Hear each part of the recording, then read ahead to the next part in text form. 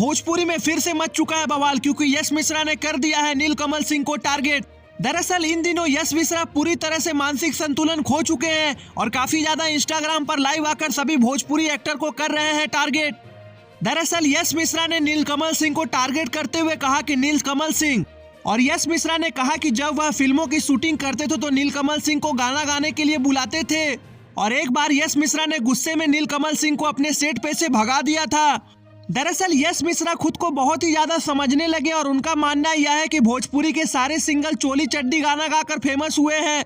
वहीं अगर बात की जाए नीलकमल सिंह की, तो नीलकमल सिंह जैसा सिंगर पूरे भोजपुरी इंडस्ट्री में कोई नहीं है, क्योंकि नीलकमल सिंह को एक ही चीज आता है, वह है मेहनत करना, क्योंकि वह विवादों से बहुत दूर रहते हैं। और बात की जाए तो आजकल सबसे ज्यादा गाना नीलकमल सिंह का ही बजता है, फिर भी यश मिश्रा का कहना है कि नीलकमल सिंह एक वाहियात गायक है। अभी बात की जाए, हाल ही में कुछ दिन पहले यश मिश्रा ने पावर स्टार पवन सिंह को टारगेट करने की थी कोशिश।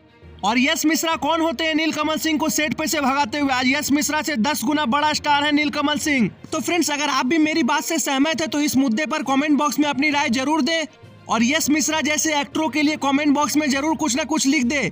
ऐसे ही रीन तरीन बेहतरीन खबरों के लिए हमारा चैनल भोजपुरिया भास्कर को सब्सक्राइब करें दोस्तों, और वीडियो अच्छी लगी हो तो लाइक करें। धन्यवाद।